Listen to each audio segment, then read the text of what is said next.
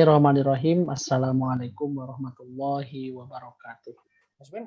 Waalaikumsalam warahmatullahi wabarakatuh. Alhamdulillahillazi yamuddu man ata'ahu bin nasril mubin wa yujazi man jahada fi sabilihi bil fawzil azim. Wassalatu wassalamu ala asyrafil anbiya'i wal mursalin wa ala alihi wa ashabi ajmain, amma ba'du. Pertama-tama mari kita panjatkan puja dan syukur, puji terhadap Allah Subhanahu wa taala yang mana berkat irodat, kudrah irodat dan didorong dengan taufik wal inayah.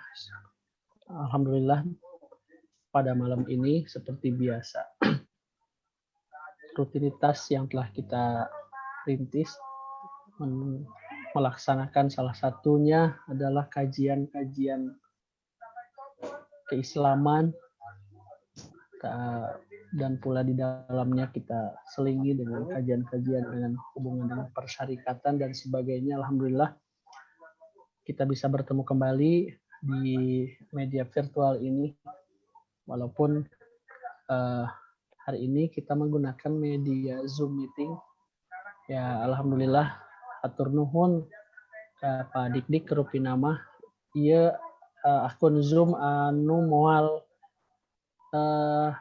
naon namina teh kahalangi ku waktos rupina mah ya, nyobian waktos kamari mah terbatas ku waktos 40 menit ngajepret wehan deui. Alhamdulillah panjenengan ayeuna ngangge media Zoom meeting kurang biasa kembali di bapak-bapak ibu sadayana panjenengan sim kuring di dia selaku moderator pengatur waktu izinkan nyuhunkeun widiti sadayana kangge panginten memimpin ieu acara, kangge lumangsungna ieu acara supados keng berkah ti Allah Subhanahu wa taala. Urang sami-sami buka ngaoskeun basmalah. Bismillahirrahmanirrahim. Panginten sekedar informasi bahwa part-time di pelaksanaan kamahad online itu alhamdulillah ayeuna tos dugi ka 43 panginten anu awal waktu di launching itu masih di seputar muqaddimah, pengantar dan sebagainya, dan kemarin kita lanjutkan dengan pembahasan masih di pengantar, kemudian sistematika dan sebagainya. Alhamdulillah telah hadir di media kita hari ini Bapak Ustadz Siddiq Aminullah SAG. Ahlan wa sahlan biqudumikum fi hadhil qanat, yang akan memberikan materi yang dalam hal ini sebagai narasumber, yang mana untuk part 3 ini salah satunya sudah mulai masuk ke alur atau sistematika PHIWM, artinya pedoman hidup Islami warga Muhammadiyah, yang dalam hal ini nanti akan lebih jelas, lebih gamblang. Alhamdulillah materi setelah kita pegang, nanti kita pandu untuk penyampaian materinya, dalam arti penayangan medianya Oleh karena itu, supaya tidak menyita waktu, maka waktu dan tempat kami persilahkan kepada Al-Mukarram Bapak Ustadz Sidik Aminullah untuk menyampaikan materi yang akan kita bahas pada malam ini. Mangga wilujeng Bah. Bismillahirrahmanirrahim. Assalamualaikum warahmatullahi wabarakatuh. Waalaikumsalam. Alhamdulillahirabbil alamin. Wassalatu wassalamu ala Rasulillah wa ala alihi wa ashabihi wa man wala. Asyhadu an la ilaha illallah wahdahu la syarikalah wa asyhadu anna Muhammadan abduhu wa rasuluh la nabiyya ba'da. Allahumma shalli wa sallim ala nabiyyina Muhammadin wa ala alihi wa ashabihi ajmain. Amma ba'd. Puji dan syukur kita panjatkan pada Allah Subhanahu wa taala. Alhamdulillah pada malam Ahad ini kita masih bisa ya, mangga orang lanjutkan. Ya. Alhamdulillah dina malam ayeuna orang masih biasa silaturahmi ngalangkungan virtual sampai diskusi terkait saran pembahasan anu dina minggon-minggon kapangkar terkait saran kajian tentang pedoman hidup Islami warga Muhammadiyah. Alhamdulillah dina malam Ahad ayeuna masuk karena bagian ka dulu. Dina malam ieu simkuring painten ngalonjak karena materina tidak tersusun sebagaimana sesuai dengan sistematika. Hal ini dianggap penting karena kondisi utama di cabang kita terkait dengan berlangsungnya prosesi untuk pergantian para kepala baik di Madrasah Aliyah, di SD Muhammadiyah Cisat dan Cikacang, serta di SMK Muhammadiyah, termasuk SMP Muhammadiyah. Mudah-mudahan ini jadi bahan untuk kita pahami bersama terkait dengan bagaimana pengelolaan nanti yang akan memimpin dari masing-masing amal usaha terkait dengan bagaimana nilai-nilai dan norma-norma yang harus jadi panduan di dalam pengelolaan amal usaha. Akan dilanjut.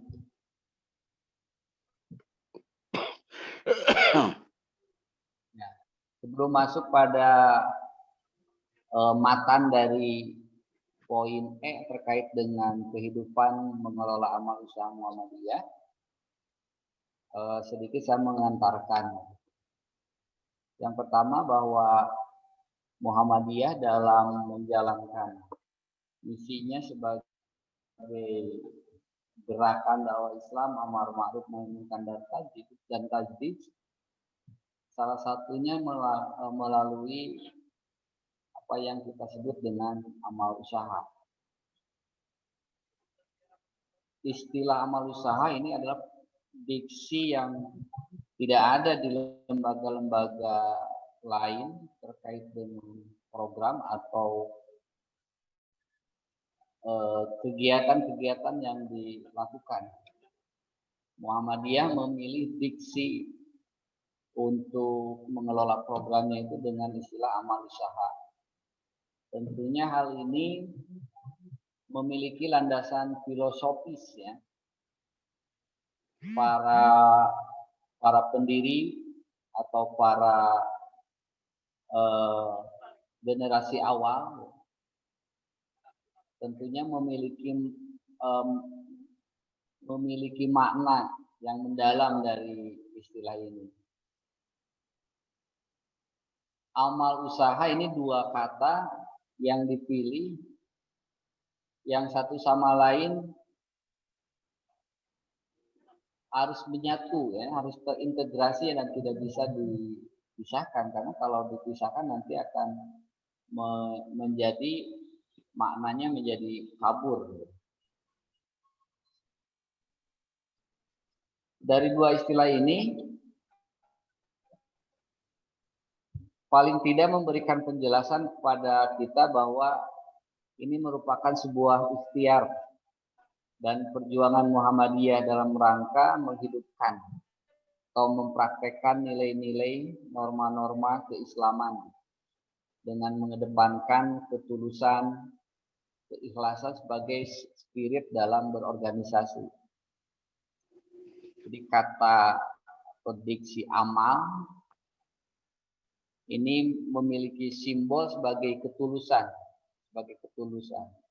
Di apa yang dilakukan oleh Muhammadiyah dalam gerakannya itu harus dalam koridor spirit penuh dengan ketulusan. Tapi di balik itu ada usaha, ada kata usaha. Ini sifatnya duniawiyah. Gitu. Kalau tadi amal itu lebih kepada spiritual, kemudian usaha lebih pada tataran duniawi. Gitu. Maka amal usaha Muhammadiyah, amal usaha ini paling tidak menjadi karakter bagi diri Muhammadiyah, di mana Muhammadiyah memiliki karakter ta'awun. Ini menggambarkan kalimat amal. Ta'awun, saling tolong menolong. Nah, nanti bagaimana implementasi terkait dengan amal usaha yang ada di cabang Kadungora ini, apakah sudah melaksanakan ta'awun atau belum? Yang kedua, untuk menggambarkan dari usaha ini sebagai perbandingan atau pasangan ya. Pasangan. Kita bisa maknai yaitu bahwa Muhammadiyah memiliki karakter tawasud, memiliki karakter tengahan. Berada dalam posisi di tengah, tidak berhaluan kiri dan tidak berhaluan ekstrim kanan atau ekstrim kiri, tapi berada di tengah. Dalam bahasa lain yang sedang ramai dibicarakan yaitu terkait dengan istilah moderasi. Nah, ini untuk menjaga keseimbangan dalam kehidupan, barangkali seperti itu. Jadi maknanya kenapa menggunakan amal usaha? Ya amal ya usaha gitu ya. Kalau pernah ada yang menyampaikan kalau amal ya amal, jangan dengan usaha, tapi tidak dengan Muhammadiyah, dua kata ini disandingkan. Jadi nanti apa yang dilakukan oleh Muhammadiyah ya melalui gerakan-gerakannya dalam bidang apapun, tiada lain adalah dalam rangka beramal dan dalam rangka berusaha. Jadi ini ada keseimbangan dalam menata kehidupan. Kemudian amal usaha Muhammadiyah ini pun menjadi sebuah sarana, menjadi sebuah ladang untuk menyemai benih-benih kebajikan. Bahkan sekaligus bukan hanya menyemai, tapi melahirkan, menghasilkan dari sebuah kebajikan itu. Jadi lewat amal usaha ini akan tumbuh kebajikan-kebajikan, kemudian kebajikan-kebajikan itu nanti tersebar, lahir di tengah-tengah kehidupan, sehingga diharapkan capaian dari tujuan Muhammadiyah ini bisa tercapai. Ini barangkali sebagai pengantar. Dilanjut Pak Rofi. Kemudian untuk melihat kondisi kondisi amal usaha Muhammadiyah yang selanjutnya kita pakai istilah AUM di lingkungan kita di cabang Muhammadiyah Kadungora ini 10 atau 15 tahun masih tetap sampai dengan sekarang masih tetap. Belum ada perubahan-perubahan dari segi kuantitas.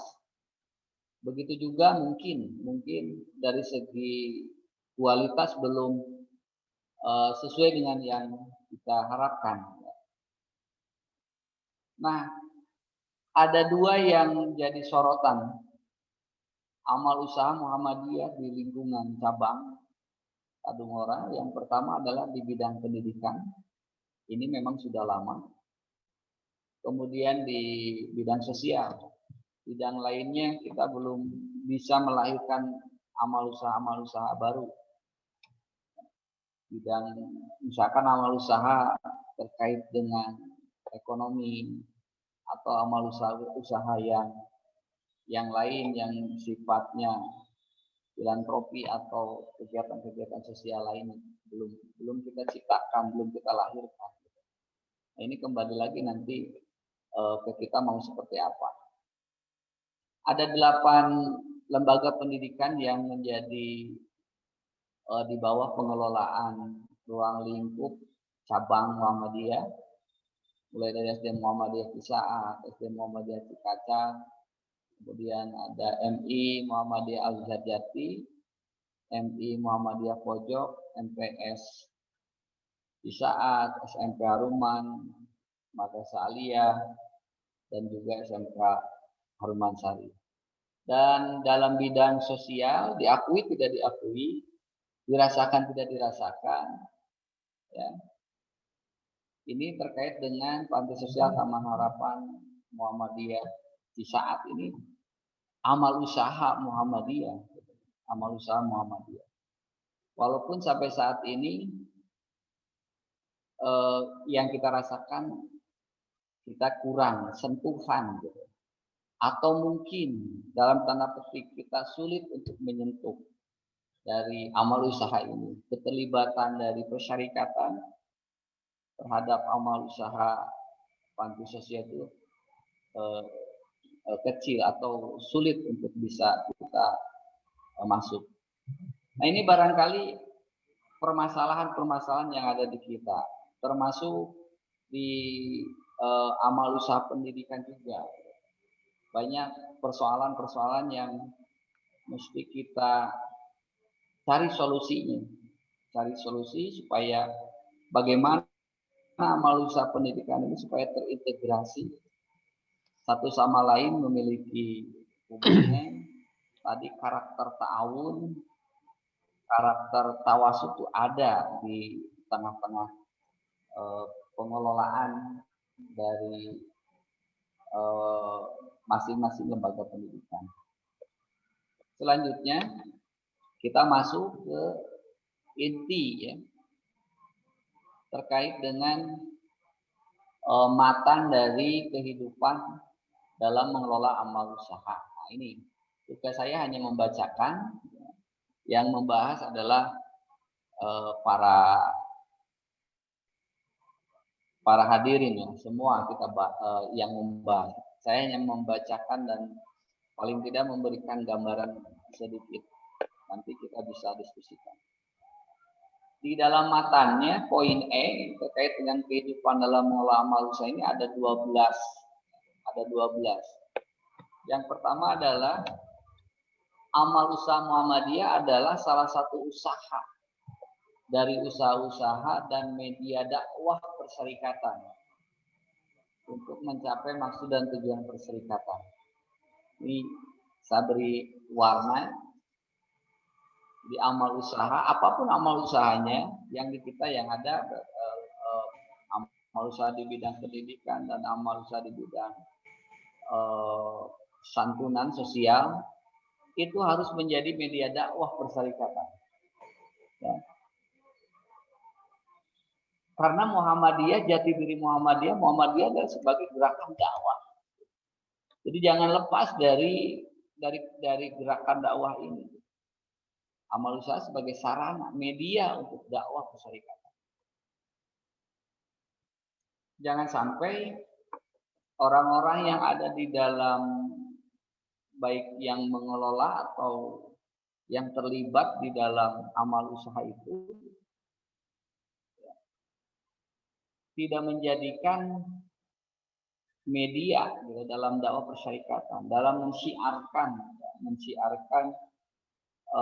Muhammadiyah, mensiarkan keberagamaan dalam paham Muhammadiyah.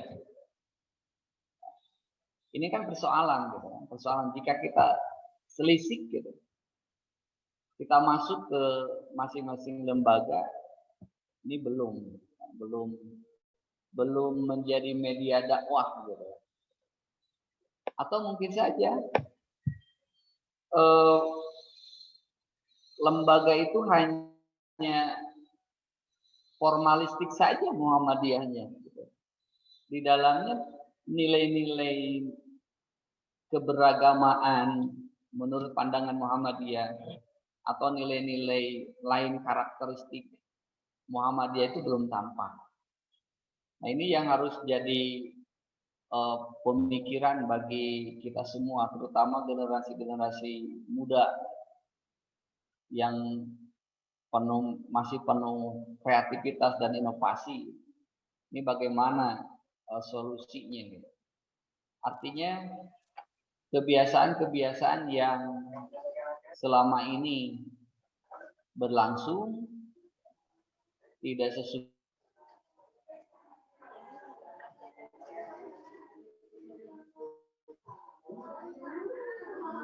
dari mana? Itu dan Jul, suara timur. Suara.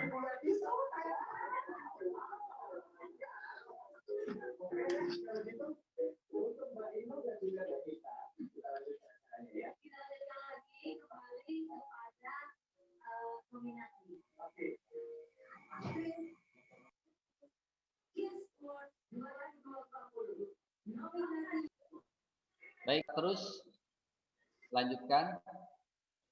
Nah, amal usaha ini harus menjadi media, ya, sarana dakwah, sehingga terwujud dari cita-cita Muhammadiyah, ya, terwujudnya masyarakat Islam yang sebenar-benarnya.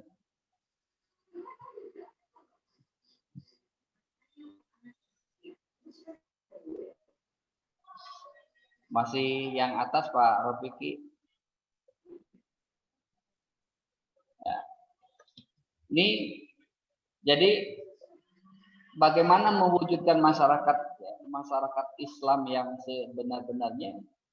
Lembaga-lembaga baik pendidikan atau lembaga-lembaga lain yang jadi bagian dari amal usaha Muhammadiyah ini harus mampu mewujudkan, harus bisa mewujudkan. Karena sebagaimana tadi saya sampaikan di pengantar, bahwa amal usaha itu harus bisa menjadi lahan untuk lahan untuk pembibitan gitu, kemudian melahirkan sebuah kebajikan-kebajikan. Nah, dasar nasnya di dalam Al-Quran ini di dalam surat Ali Imran ayat 104 dan 110 yang terkait dengan matan dari poin ke-1 ini. Di ayat 104 kita sudah pada kenal semua, ini ayat Muhammadiyah. Wa takum minkum ummatu yad'una ilal khair wa ya'muruna bil ma'ruf wa yanhauna 'anil munkar wa ulaika humul muflihun. Ini isyarat bahwa di dalam di ayat itu orang-orang yang muflih, orang-orang yang sukses, orang-orang yang sukses itu salah satunya adalah mereka yang mampu menjalankan amar ma'ruf nahi munkar, yang bisa melakukan amar ma'ruf nahi munkar. Nah, alangkah lebih baiknya mengamalkan hal itu yaitu dengan cara berjamaah yang diikat dengan sebuah persyarikatan. Kemudian di dalam Al-Imran ayat 110-nya yaitu kuntum khairu ummat ukhrijat linnasi ta'muruna bil ma'ruf wa tanhauna 'anil munkar wa tu'minuna billah walau amana ahlul kitab laka'anna khairal lakum minhumul mu'minuna wa aktsaruhumul fasiqun. Ini isyarat bahwa kita itu harus menjadi khair umat yang terbaik. Umat yang terbaik. Menurut Pak Haidar dalam menjelaskan terkait dengan khair umat itu tiada lain adalah kita berada pada posisi wasatiyah atau tadi tawasud, berada dalam posisi tengah-tengah, tidak ekstrem kiri dan tidak ekstrem kanan, tidak mengejar ukhrawi saja tetap dengan melupakan urusan dunia, tapi kedua-duanya gitu berada dalam porsinya masing-masing. Nah, oleh orang-orang yang baik, orang-orang yang memiliki kualitas inilah, maka amal usaha itu akan menjadi sebuah media dakwah, menjadi sebuah alat untuk menciarkan ajaran-ajaran Islam. Lanjut Pak Rofi. Yang kedua, poin yang kedua terkait dengan amal usaha Muhammadiyah adalah milik persyarikatan, dan persyarikatan bertindak sebagai badan hukum atau yayasan dari seluruh amal usaha itu. Nah,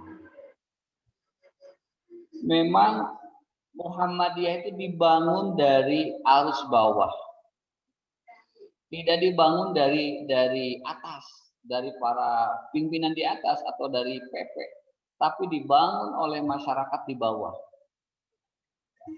Tetapi apa yang sudah dilakukan oleh warga masyarakat, warga Muhammadiyah di bawah, ini secara hukum adalah milik persyarikatan. Dan ini sesuatu kelebihan dari orang Muhammadiyah.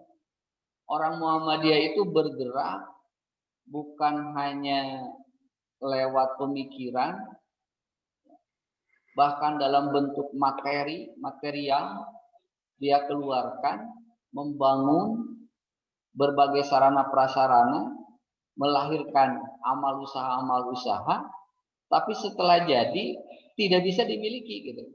Itu milik Muhammadiyah. Nah, ini sesuatu yang jadi kelebihan bagi orang-orang Muhammadiyah.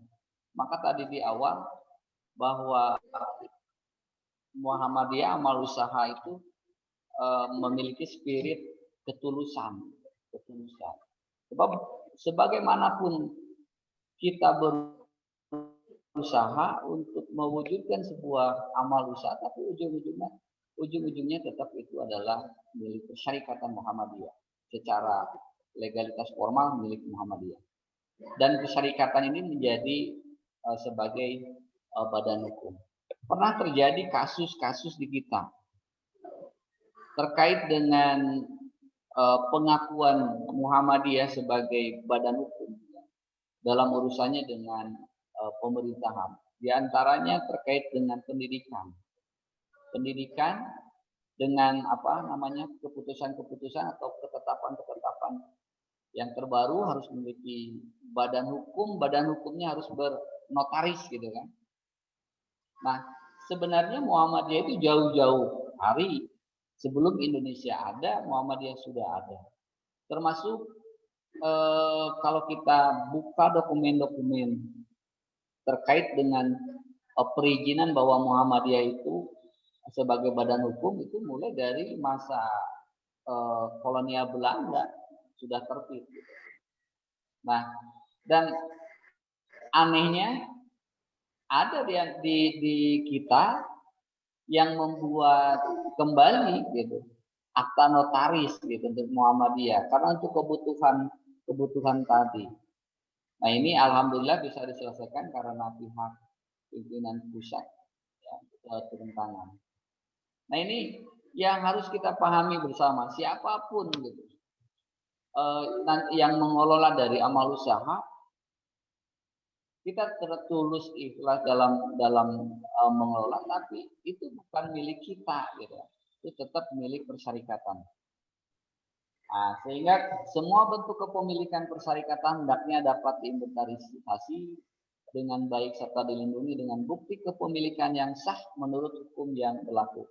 Nah, di kita ini masih lemah, ya, terkait dengan kepemilikan dokumen-dokumen yang sah di depan hukum di kita masih lemah. Ini tentunya jadi PR bagi kita semua. Masing-masing ranting, masing-masing amal usaha, ya. Ini dokumen-dokumennya di kita masih lemah secara hukum. Yang dikhawatirkan adalah nanti bisa jadi pengambilan alih amal usaha oleh pihak-pihak lain.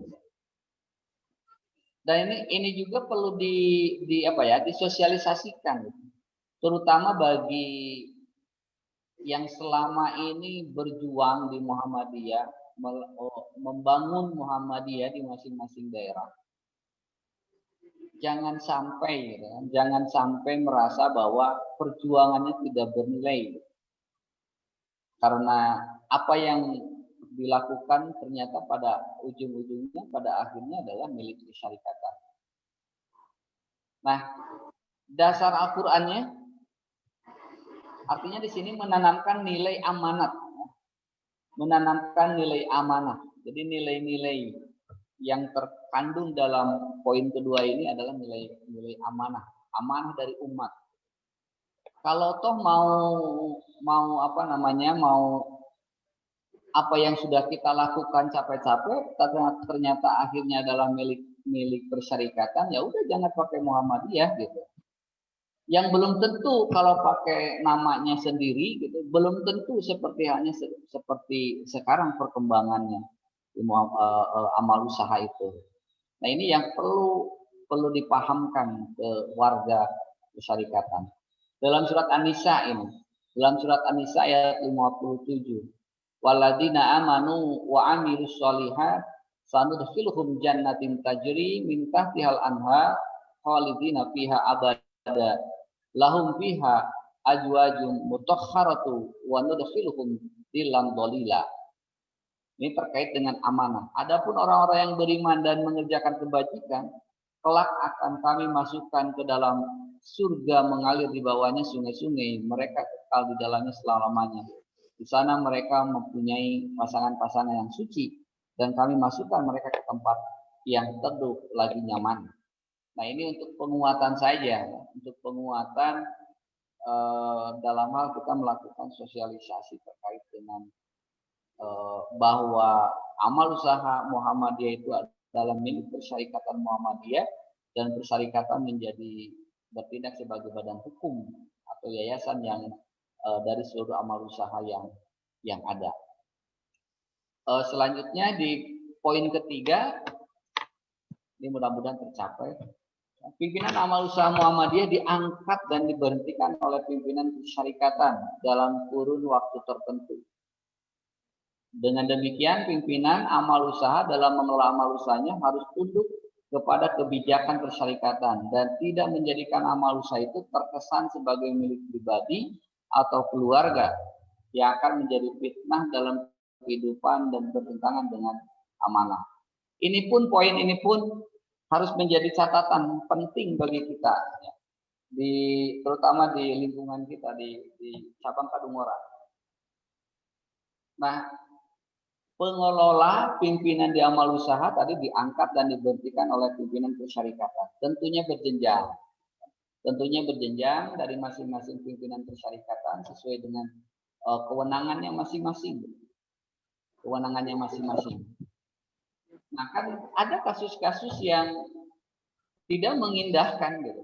Kalau tidak mengindahkan terhadap aturan-aturan yang telah dibuatkan, diputuskan oleh persyarikatan.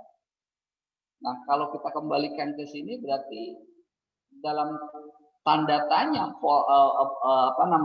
kehidupannya gitu kan, kehidupan Islami dalam mengelola amal usahanya. Berarti pengelolaan amal usahanya tidak berpedoman pada pedoman Islami. Nah ini nanti di peraturan-peraturan, salah satunya bagaimana pengangkatan pemberhentian bagi pimpinan di amal usaha, kepala, wakil kepala, termasuk di dalamnya adalah guru, karyawan. Gitu. Ini diatur dalam aturan-aturan. Kalau di pendidikan ada peraturan tentang majelis, peraturan tentang proses pengangkatan yang terbaru di tahun 2018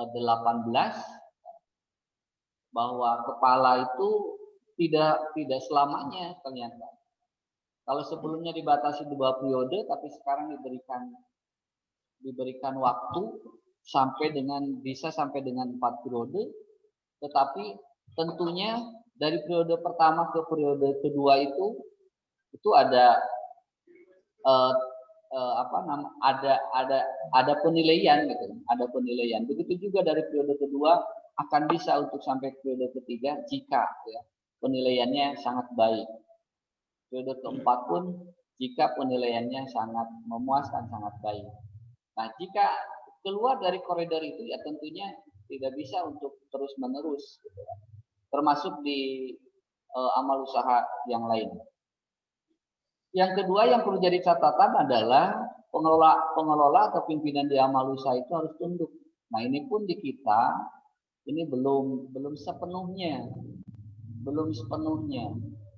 Karena apa nanti saya sampaikan di akhir kenapa terjadi seperti itu.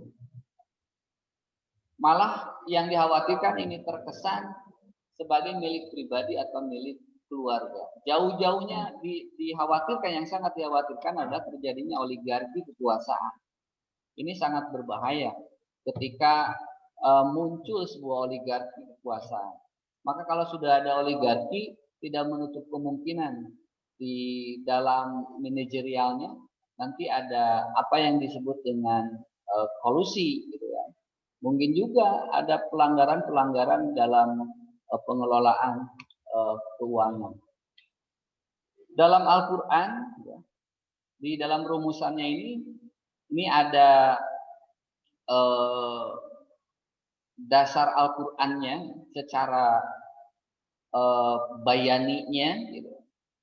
Jadi kita baca teks dengan teks, yaitu di dalam surat Al-Anfal ayat 27 terkait dengan bahwa pengelola amal usaha itu diangkat, diberhentikan oleh persyarikatan, harus tunduk kepada persyarikatan. Jangan sampai ada kesan bahwa itu milik pribadi atau milik keluarga. Ya ayyuhalladzina amanu la takhunullaha wa rasulah wa la takhunu amanatikum wa antum ta'lamun. Yang jadi catatan adalah amanat. Kalimat amanatikum wa antum ta'lamun.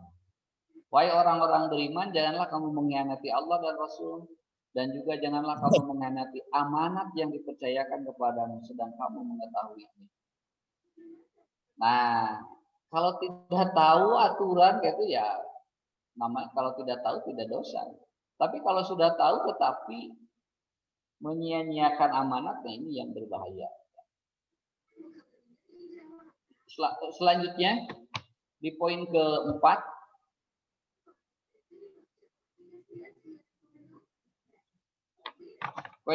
pimpinan amal usaha Muhammadiyah adalah anggota Muhammadiyah yang mempunyai keahlian tertentu di bidang amal usaha tersebut.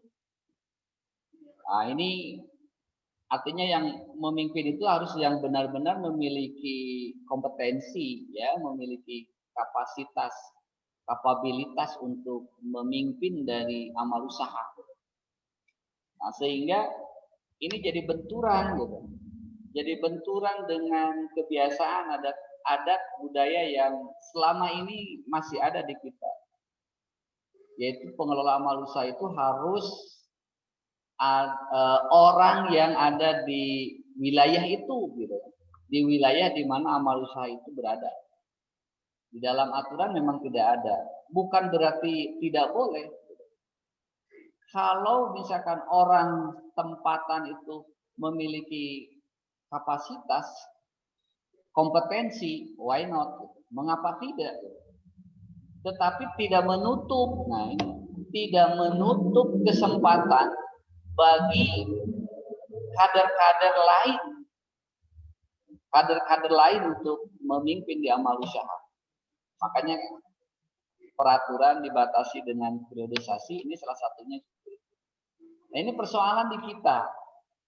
Sampai saat ini kita kalau masa masuknya pergantian kepala selalu ribut, selalu ramai, selalu sulit untuk mencari kader yang untuk dicalonkan.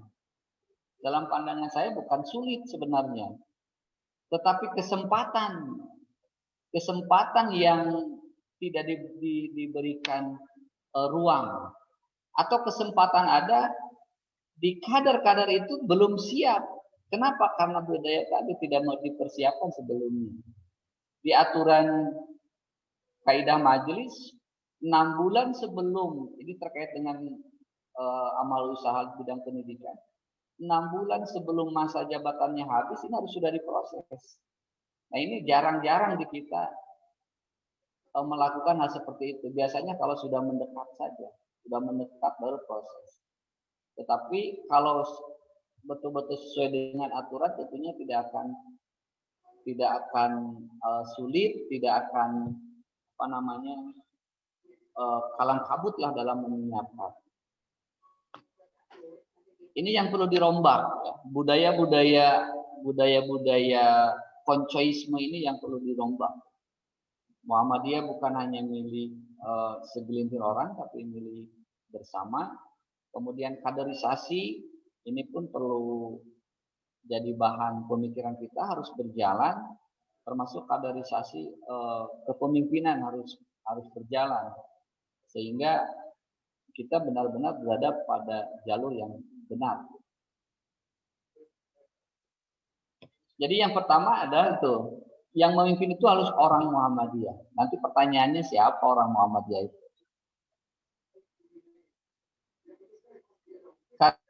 Karena sekarang ada Muhammadiyah, anggota Muhammadiyah itu ada anggota Muhammadiyah yang formal. Anggota Muhammadiyah formal itu anggota Muhammadiyah yang ber-KPAM. Nah, di sekolah-sekolah atau amal usaha lain, di rumah sakit misalkan, untuk mengeluarkan SK harus punya KPAM, akhirnya diberikanlah KPAM.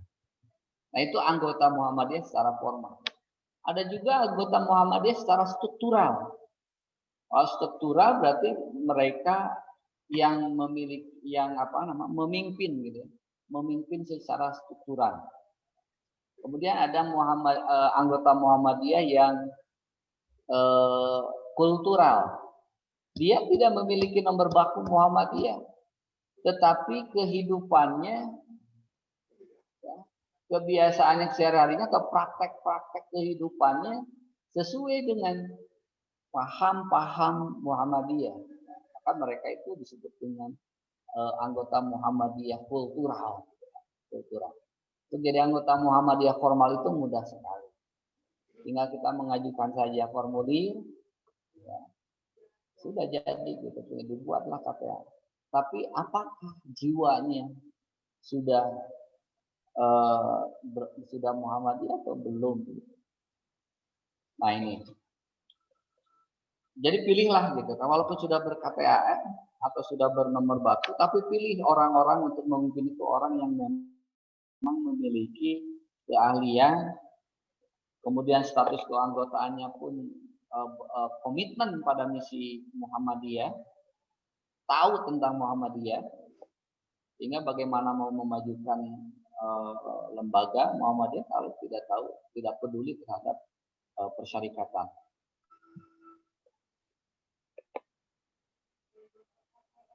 Kemudian di sini ada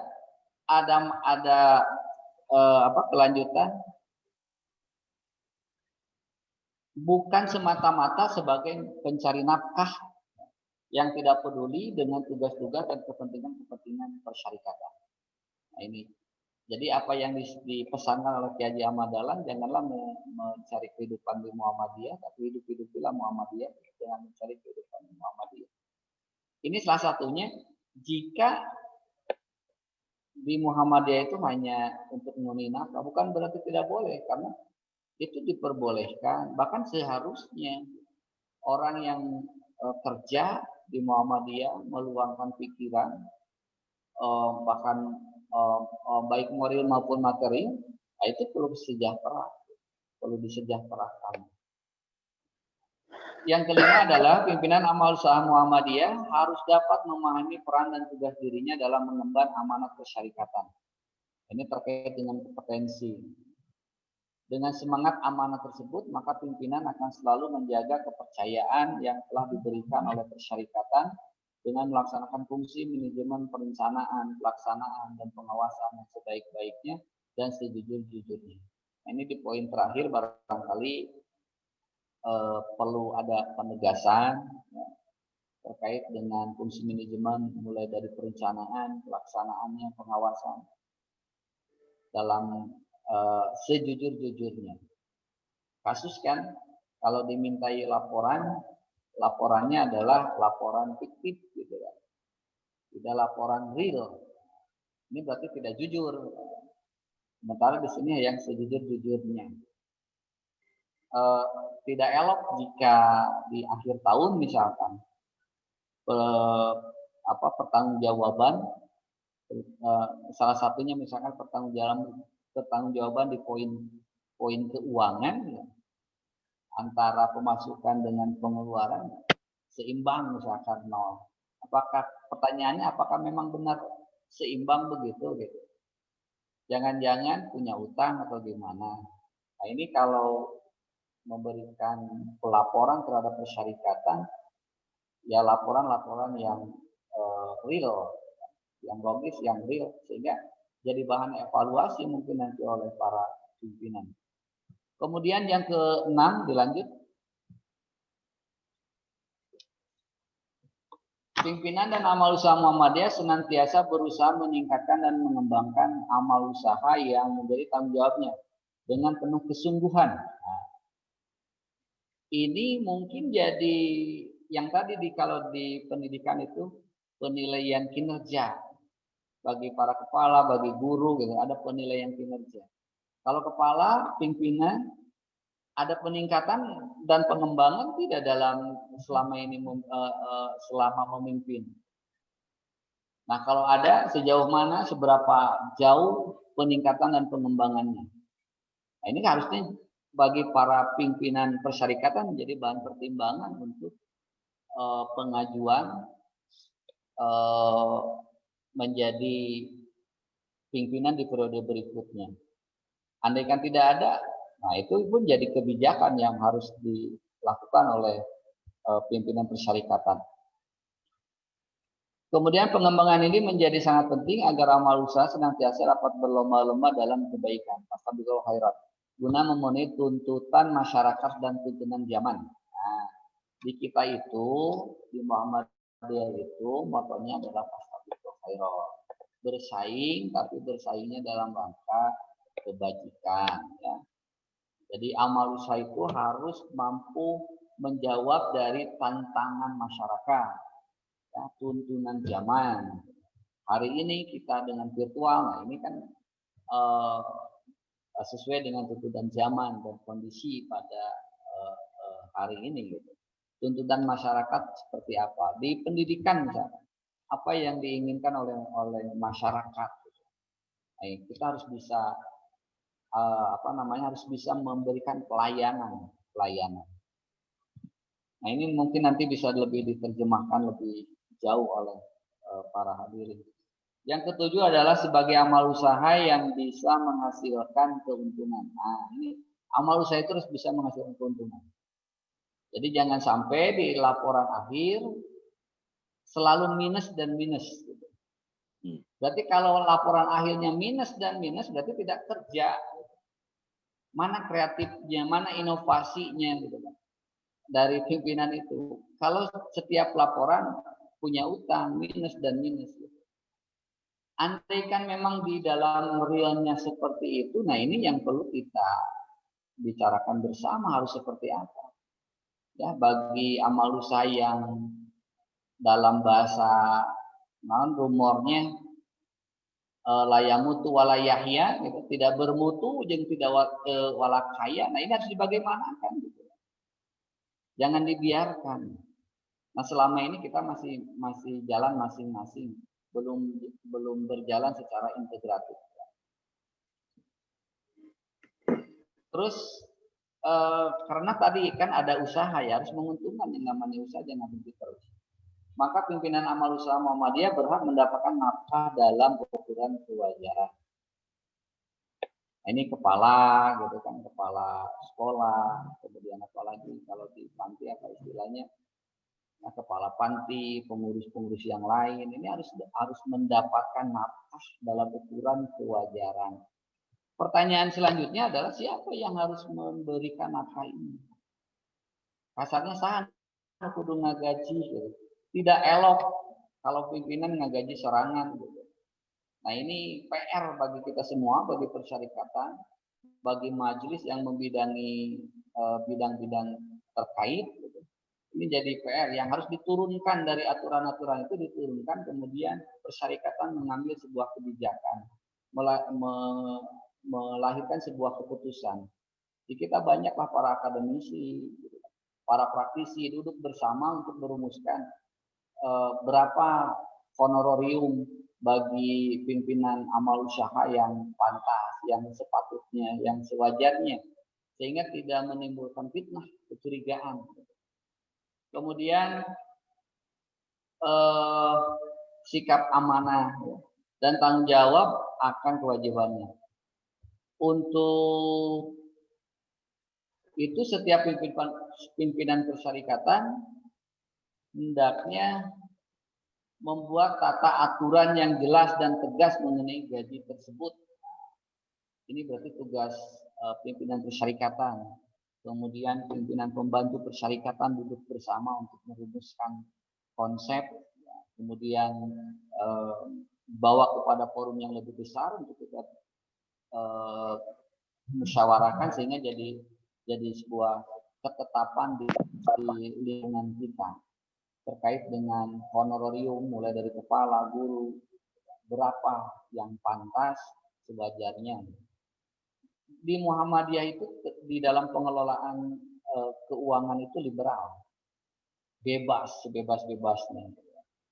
Jadi sampai saat ini berjalan sendiri, diatur oleh sendiri dari keuangan yang ada itu di apa namanya, sedikit keterlibatan dari persyarikatan dalam memutuskan terkait dengan anggaran, tapi rata-rata para pengelola gitu sendiri. Nah ini kan terlalu bebas di kita, berbeda dengan jika amal usaha di yayasan tidak demikian.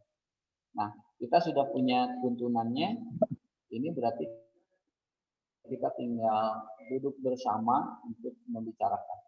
Selanjutnya di poin ke-8, di nomor 8, pimpinan amal usaha Muhammadiyah berkewajiban melaporkan pengelolaan. Nah, di kita ini belum jalan. Laporan ini belum jalan. Pengalaman saya dulu ketika duduk di majelis Ibdasmen ini sulit ya, sangat sulit untuk penyadaran, memberikan pemahaman kepada para kepala sekolah supaya setiap akhir tahun itu untuk melaporkan pada Muhammadiyah, pada persyarikatan. Ada yang melaporkan tapi laporannya itu laporan laporan yang biasanya dibuatkan laporan kedinasan gitu. Seperti itu. Padahal yang kita harapkan adalah laporan yang real, sehingga bisa dievaluasi. Jika ada kekurangan, ini di mana kekurangannya, kita cari solusi bersama. Jika misalkan lebih, Maka ini pun tidak harus didiamkan di lembaga itu, tapi harus dapat dirasakan oleh lembaga-lembaga lain. Tapi sayangnya ini belum berjalan. Pengelolaan amal usaha yang menjadi tanggung jawab khususnya dalam hal keuangan kekayaan kepada peserta secara bertanggung jawab dan bersedia untuk diaudit serta mendapatkan pengawasan sesuai dengan peraturan yang berlaku. Ini sulit ini. Ya, belum berjalan di kita. Maka ke depan para kader-kader yang dicalonkan untuk memimpin amal usaha, mudah-mudahan ini menjadi pencerahan bagi kita semua sehingga tidak perlu ditoelan lah nanti dengan kesadaran sendiri. Karena bukan untuk untuk person dari pimpinan, tapi justru untuk kemajuan kita bersama. Kemudian yang ke-9, pimpinan amal usaha Muhammadiyah harus bisa menciptakan suasana kehidupan Islami dalam amal usaha yang menjadi tanggung jawabnya dan menjadikan amal usaha yang dipimpinnya sebagai salah satu alat dakwah. Maka tentu saja usaha ini menjadi sangat perlu agar juga menjadi contoh dalam kehidupan bermasyarakat. Nah, ini pimpinan itu harus menjadi tauladan bagi masyarakat ya, terutama paling tidak masyarakat kecil, masyarakat di lingkungan lembaga yang dipimpinnya. Baik kalau misalkan di sekolah, kepala sekolah itu harus jadi teladan bagi guru-gurunya, bagi anak didiknya, termasuk di dalamnya karyawan ya. Karyawan itu berarti guru dan karyawan. Jadi tidak hanya kepala pimpinan, tetapi para karyawannya juga sama. Di kita ada ya, yang tidak yang bertolak belakang dengan rumusan ini ya. Salah satu contoh di sekolah terutama terkait dengan fashion, pakaian ya, terkait pakaian harus menciptakan suasana kehidupan Islami dalam amal usaha. Saya menemukan ada pakaian seorang guru wanita yang ketat gitu. Kalau di tingkat SDMI masih masih belum begitu kentara gitu. Tapi kalau di tingkat SMP, SMK, alia ini berbahaya gitu. Siswa-siswanya sudah pada remaja, sudah pada dewasa gitu. Nah, ini nanti para pimpinan harus bisa, termasuk persyarikatan nanti harus membuat rumusan ketentuan bagaimana fashion gitu, penampilan para karyawan, para guru di sekolah itu. Kan harus menciptakan kehidupan yang Islami, termasuk dalam hubungan sosial, komunikasi antara para pimpinan dengan karyawan dengan pimpinan, karyawan dengan karyawan. Ini harus menciptakan suasana yang Islami. Jangan sampai timbul kelompok-kelompok. Ini barisan A, ini barisan B. Itu bahaya. Ya, itu bahaya dan pada akhirnya persyarikatan yang akan dirugikan dari ulah-ulah segelintir orang yang tidak bertanggung jawab itu. Saya sudah menemukan itu isyarat-isyarat seperti itu ya, di lingkungan amal usaha, di lingkungan cabang itu. Ada isyarat kelompok-kelompok gitu. Ini barisan grup ini barisan ini gitu. Yang satu sama lain menjadi bukan menjadi partner, tapi justru menjadi lawan. Ini berbahaya. Harus kita hindari. Kemudian yang ke-10, lanjut. Poin yang ke-10 ini. Nah, ini kalau tadi kita berbicara tentang pimpinan, sekarang karyawan. Karyawan amal usaha Muhammadiyah adalah warga anggota Muhammadiyah yang dipekerjakan sesuai dengan keahlian atau kemampuannya. Nah, ini wawasan bagi para pimpinan dalam rekrutmen. Rekrutmen karyawan. Usahakan terlebih dahulu adalah ini. Jadi yang jadi pegawai di amal usaha Muhammadiyah ini adalah anggota Muhammadiyah. tentunya anggota Muhammadiyah tidak sebatas anggota Muhammadiyah, tapi memang memiliki keahlian dan kemampuan di bidangnya. Kalau dalam bahasa sekarang apa? Linier ya. Kalau di pendidikan itu yang linier gitu. Ini diutamakan. Itu jadi poin atas dulu gitu. Seandainya nanti tidak menemukan anggota Muhammadiyah, kader Muhammadiyah memiliki keahlian kompetensi yang kita butuhkan, tidak menemukan. Nah, apa boleh buat? Tentu kita mencari dari yang lain, yang luar. Tetapi jangan asal juga gitu. Harus walaupun bukan anggota persyarikatan, tetapi dia paham, tahu tentang Muhammadiyah. Beberapa tahun yang lalu di salah satu sekolah ada seorang karyawan guru, tetapi pahamnya bukan paham Muhammadiyah. Ini bahaya. Akhir kemudian lama kelamaan akan mempengaruhi. Gitu. Karena yang namanya pergaulan itu kan sangat mudah sekali. Maka ini harus selektif. Makanya pada saat perekrutan karyawan guru itu kalau di pendidikan konsultasi dengan majelis. Gitu. Nah ini sudah berjalan semacam Pak Holid kalau mau ini selalu konsul dengan, yang saya tahu selalu konsul dengan majelis. Pada masa kepemimpinan saya di majelis pun demikian. Gitu. Nah idealnya setiap tahun ajaran baru itu para pimpinan di amal usaha itu kalau membutuhkan karyawan itu mengajukan kepada majelis, majelis yang merekrut. Walaupun nanti masing-masing satuan pun punya gitu kan. Tetapi yang melakukan seleksi dan sebagainya itu oleh majelis. Itu akan lebih tertib gitu kan. Dan di akhir kemudian pimpinan di amal usaha tidak akan disalahkan. Jadi jangan selonong boy gitu. Jangan selonong boy, siapa saja boleh masuk. Ingat ini sarana dakwah. Kemudian sebagai warga Muhammadiyah diharapkan, kenapa harus warga Muhammadiyah? Karena diharapkan karyawan punya rasa memiliki dan kesetiaan.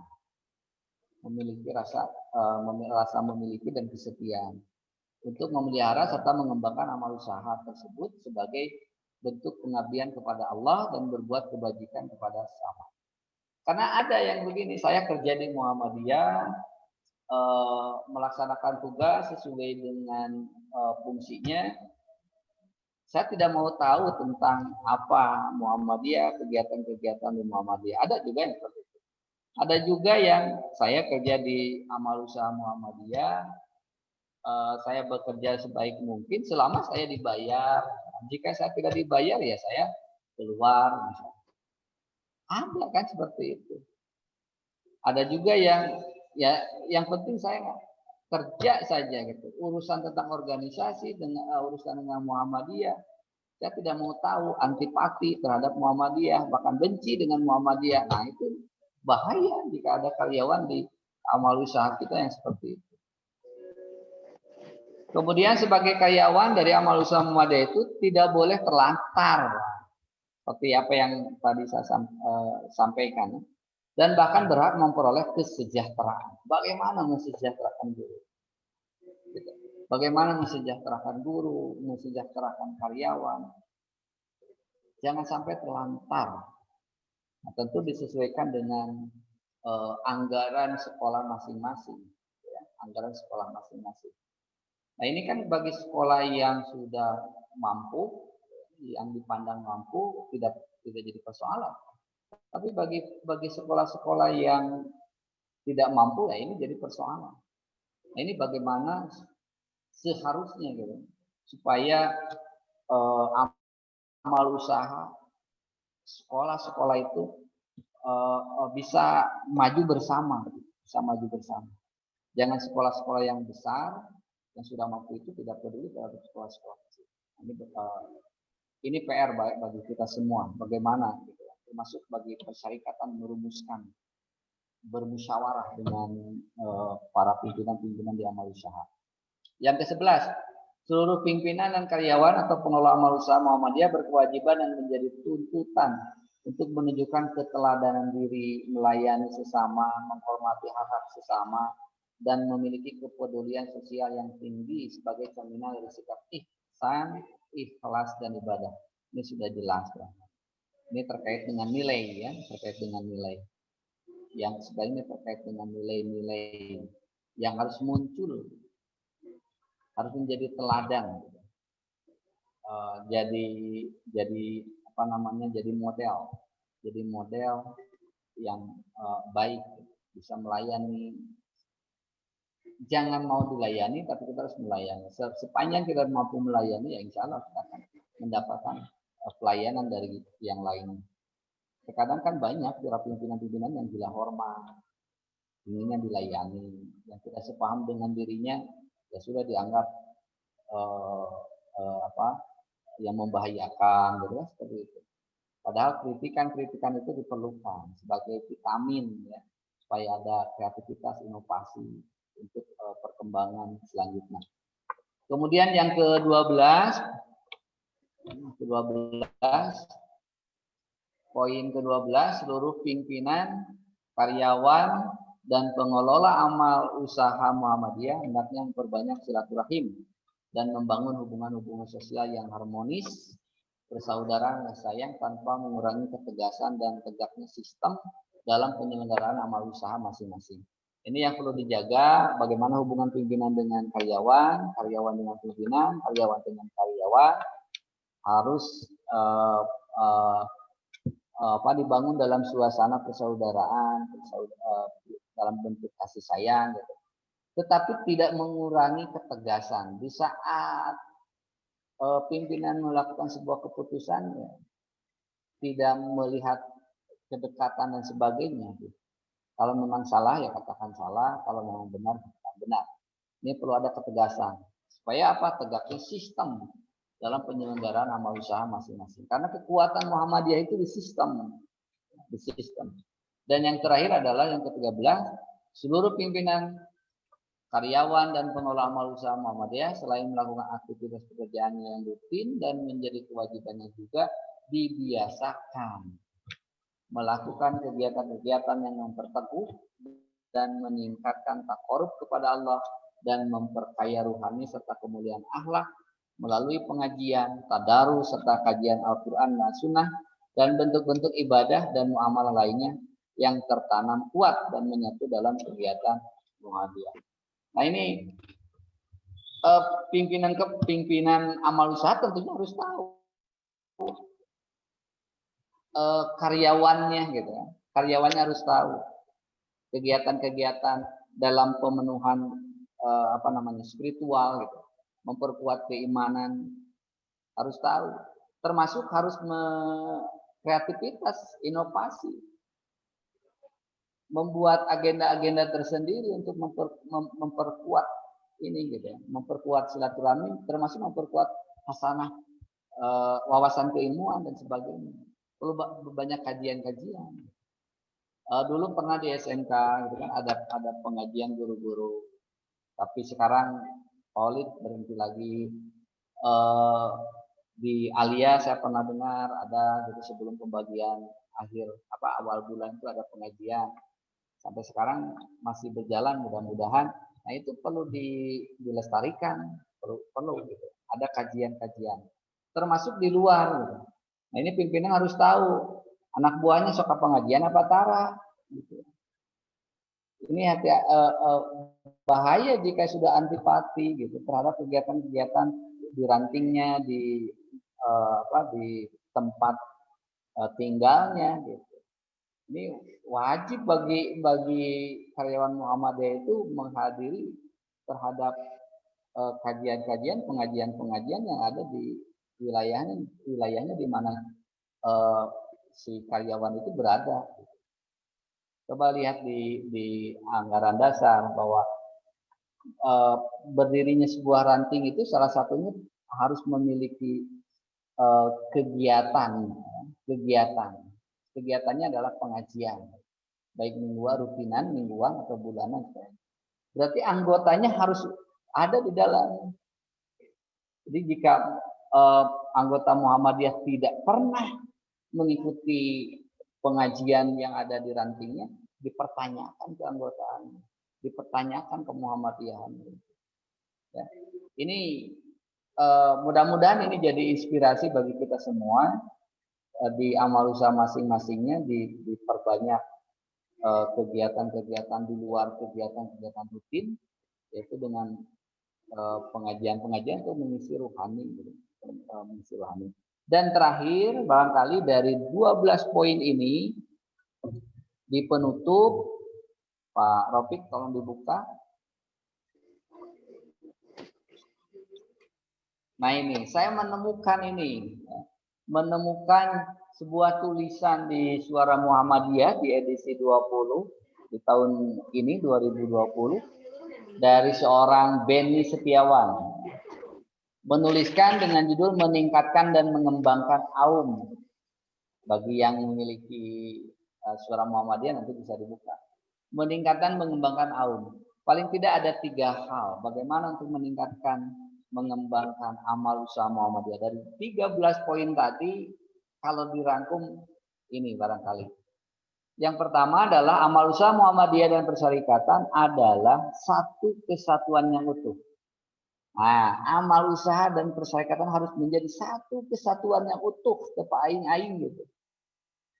Maka Aum dan Muhammadiyah perlu terus berpikir kreatif dan inovatif. Jika ada masalah, jangan sampai menyalahkan persyarikatan, atau sebaliknya persyarikatan pun mencari alasan-alasan karena amal usahanya tidak pernah komunikasi dan sebagainya. Nah, ini harus diperkuat adanya antara Aum dengan persyarikatan itu harus menyatu, menjadi satu kesatuan yang utuh. Yang kedua, dalam membangun, meningkatkan dan mengembangkan Aum perlu usaha nyata.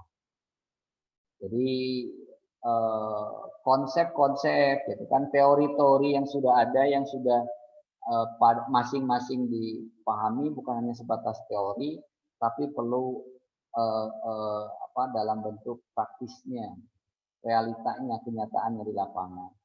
Ini ada yang hanya program-program saja, gitu kan, tapi pelaksanaannya tidak ada. Tapi masuk anggaran, nah itu yang anehnya. Programnya ada, pelaksanaannya tidak ada, tapi anggaran ada. Itu aneh gitu. Itu jangan sampai seperti itu. Kemudian yang ketiga adalah pengembangan Aum dapat dimulai dari meningkatkan intensitas pertemuan antar pengelola. Komunikasi, hubungan baik antar amal usaha dengan persyarikatan, ya, dengan majelis, dengan pimpinan cabang kalau di kita. Itu harus intens, bahkan harus terjadwal gitu. Pimpinan amal usaha tidak hanya karena ada undangan dari induk persyarikatan atau dari majelis gitu, tapi harus sebaliknya gitu, di momen-momen tertentu pengelola pimpinan amal usaha itulah yang harus mengundang gitu, untuk dialog dan sebagainya. Sebab dengan komunikasi, dengan seringnya dialog, maka akan muncul ide-ide, muncul kreatif, muncul inovasi-inovasi baru. Yang ujung-ujungnya adalah lahir sebuah amal usaha yang kita harapkan bersama. Ibu Bapak hadirin, itu barangkali yang bisa saya sampaikan pada kajian malam hari ini. Itu tadi hanya saya membacakan sedikit ulasan.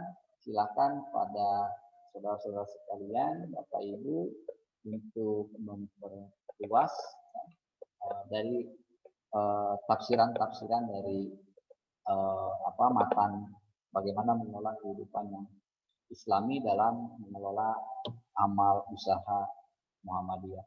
Sekian, terima kasih. Akhirul kalam. Assalamualaikum warahmatullahi wabarakatuh.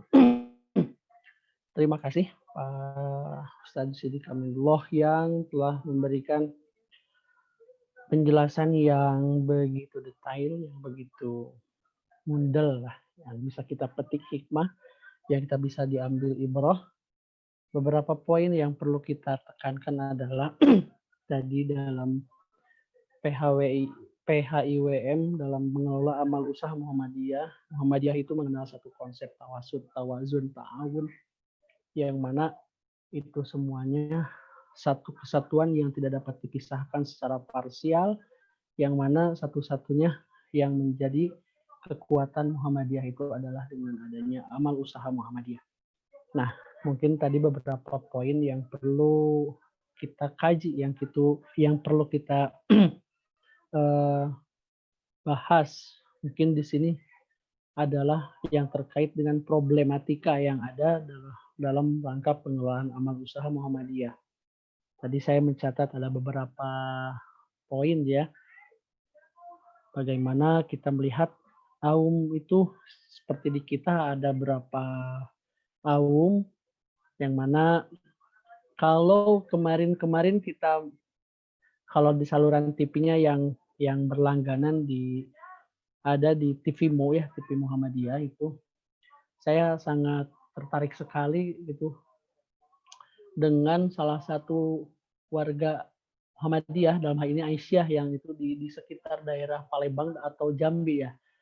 Dia punya daerah yang lumayan luas yang mana karena mungkin selama ini telah merasa terbangun bahkan di poin tadi kalau nggak salah lihat di slide itu ada rasa memiliki, ada sense of belonging, gitu ya, ada sense of belonging, rasa memiliki dan kesetia kawanan. Itu karena sudah mendarah daging, makanya tidak menjadi kesulitan bagi dia, si ibu apa ya, saya lupa lagi, untuk sampai menghibahkan, bahkan mungkin mewakafkan ke depannya itu untuk pengembangan amal usaha. Sangat luar biasa ini.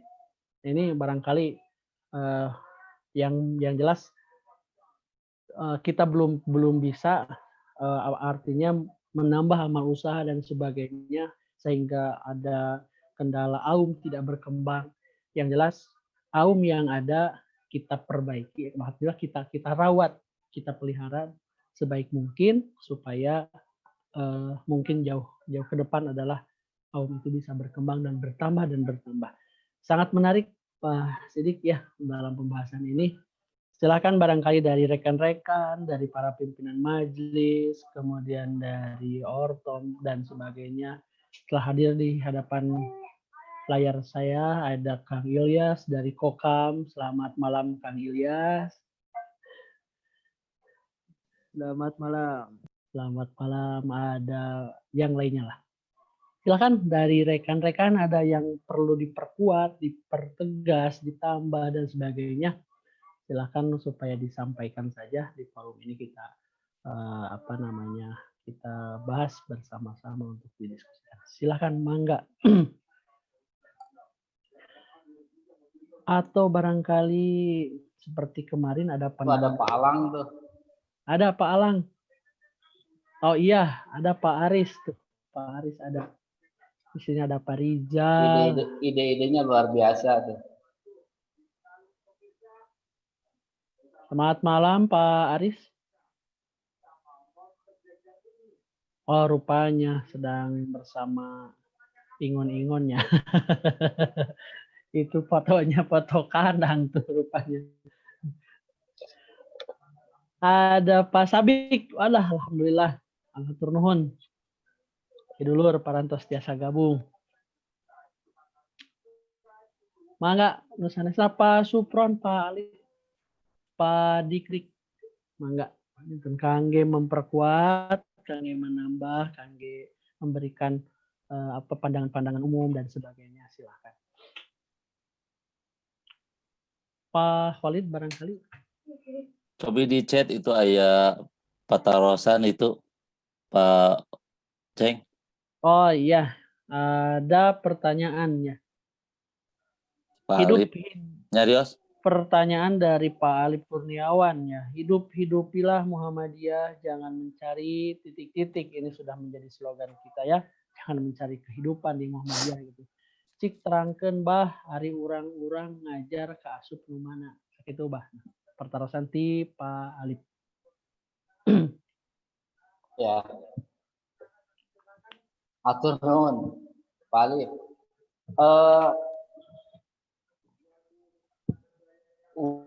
Orang ngajar gitu ya. Nah, orang mencari kehidupan di Muhammadiyah. Selama kita mengajar sesuai dengan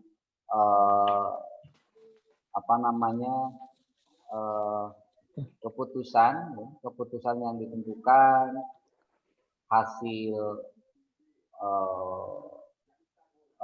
musyawarah bersama, gitu kan, sehingga pada akhirnya di akhir bulan atau di awal bulan kita mendapatkan honorarium. Nah, itu tidak termasuk ke mencari kehidupan di Muhammadiyah, karena sesuai dengan kapasitas kita, misalkan mengajar ya. Justru sebaliknya, gitu kan? Sebaliknya, selama kita melakukan pekerjaan secara amanah, ya, profesional, gitu, sesuai dengan target-target yang diharapkan, misalkan, itu mestinya disejahterakan, gitu kan? Disejahterakan. Jadi selama kita berada di amal usaha, kemudian sesuai dengan ketentuan-ketentuan yang ditentukan, disepakati, itu tidak masuk ke dalam kita mencari yang dimaksud dengan slogan mencari kehidupan di Muhammadiyah. Yang dimanai mencari kehidupan di Muhammadiyah itu kasarnya adalah misalnya kita menjual Muhammadiyah, tapi untuk kepentingan pribadi. Kita buat program, mengajukan misalnya proposal, depannya adalah Muhammadiyah, atas nama Muhammadiyah, lembaga di bawah Muhammadiyah, tapi bukan untuk kepentingan Muhammadiyah, bukan untuk kepentingan lembaga yang kita kelola, tapi untuk kepentingan diri kita. Nah, kalau itu berarti mencari kehidupan di Muhammadiyah. Selama kita profesional, ya, sesuai dengan aturan main yang ada, itu bukan mencari kehidupan di Muhammadiyah. Malah kalau pikiran, tenaga, waktu kita luangkan demi kemajuan amal usaha yang kita kelola, justru sepatutnya kita mendapatkan kesejahteraan, disejahterakan. Jika kita sudah sejahtera, ya insya Allah dengan sendirinya amal usaha bisa lebih maju lagi. Barangkali itu yang bisa saya sampaikan, mungkin dari rekan-rekan yang lain. Mengapa moderator? Misalnya semoga kami Speakernya mati. Sini.